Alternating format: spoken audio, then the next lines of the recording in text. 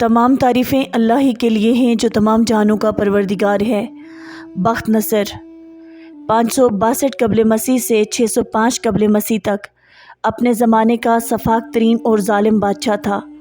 اکثر مورخین کہتے ہیں کہ اس کے دماغ میں ہر لمحہ فتح کر لو کا بھوت سمائے رہتا تھا۔ جنگجو تو تھا ہی، ہر لمحہ کچھ کر گزرنے کا بھوت بھی اس کے سر پہ سوار رہتا تھا۔ کہا جاتا ہے کہ وہ بلا کا ذہین اور اعتماد کی دولت سے مال و مال تھا۔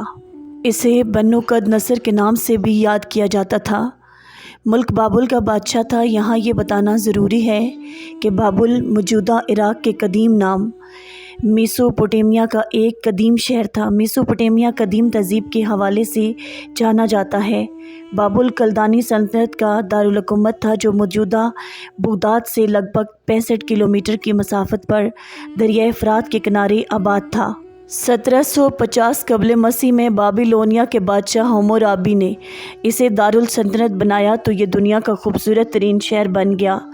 4000 سال قبل مسیح کی تحریروں میں بھی اس شہر کا ذکر ملتا ہے۔ 689 قبل مسیح میں بادشاہ بنو قد نصر یا بخت نصر نے اسے دوبارہ تعمیر کرایا۔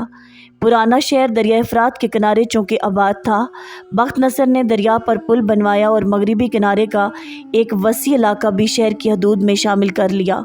اس کے عہد میں شہر کی آبادی 5 لاکھ نفوس پر مشتمل تھی۔ بخت نصر کا باپ نبولا-سر بھی بابل کا بادشاہ تھا۔ باپ نے صلاحیتوں کو بھانپتے ہوئے اسے مصر پر حملے کے لیے بھیجا۔ اس نے زمانہ شہزادگی میں ہی مصر فتح کر ڈالا۔ اپنے باپ نبولا-سر کی وفات کے بعد یہ تخت نشین ہوا۔ اس کے عہد سلطنت میں زیادہ تر دولت بابل کی قلعہ بندی اور تعمیرات پر خرچ ہوتی رہی۔ اس کا محل عجوبہ تھا۔ اس کے تعمیر کردہ مہلک باغات دنیا کے 7 قدیم عجائبات میں دوسرے نمبر پر شمار ہوتے ہیں۔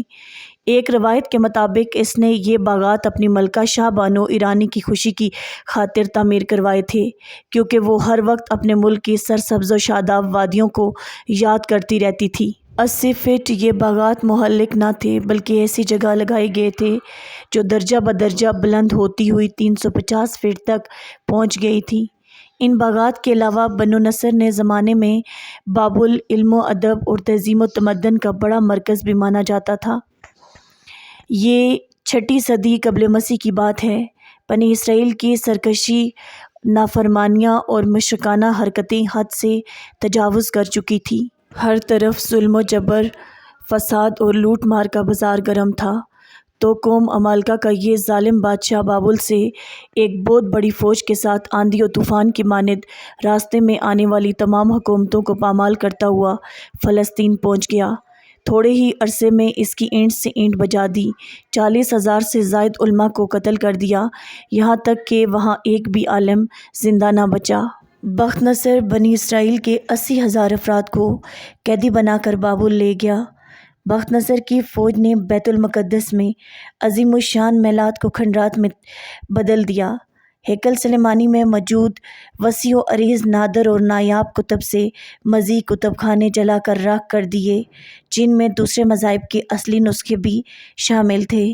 قدرت کسی قوم پر اپنا عذاب اور قہر ایک دم نازل نہیں فرماتی بلکہ انہیں پہلے سدھرنے کے لیے پورے مواقع فراہم کرتی ہے، پھر اسے جھنجھوڑتی ہے اور سبق سکھاتی ہے۔ تفسیر فاران میں ہے کہ جب یہودیوں نے فساد، شرانگیزی اور اللہ کے احکامات سے روح گردانی کی تو اللہ عز و جل نے کسی ایسے شخص کو ان پر مسلط کر دیا جس نے ان کو ہلاکت اور بربادی سے دوچار کر دیا۔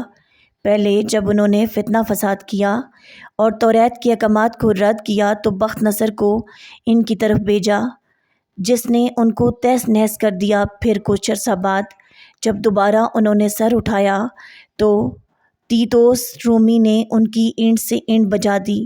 پھر کچھ عرصہ بعد جب دوبارہ انہوں نے شرانگیزی شروع کی تو فارسی مجوسیوں نے ان کا حشر نشر کر دیا۔ اس طرح 515 قبل مسیح میں بیت المقدس دوبارہ آباد ہوا۔ بنی اسرائیل نے حضرت عزیز السلام کی موجودگی میں رو رو کے توبہ کی اور آئندہ خدا کے احکام کے مطابق زندگی گزارنے کا عہد کیا، لیکن یہ زندگی بنی اسرائیل کو پھر راس نہ آئی۔ فارغ البال نصیب ہوئی تو ایک دوسرے سے اختلاف اور جھگڑے پھر معمول کا مشغلہ بن گئے، یہاں تک کہ رفتہ رفتہ بنی اسرائیل پھر اسی حالت میں پہنچ گئے جس میں ان کو بخت نصر کی شکل میں عذاب نازل ہوا تھا۔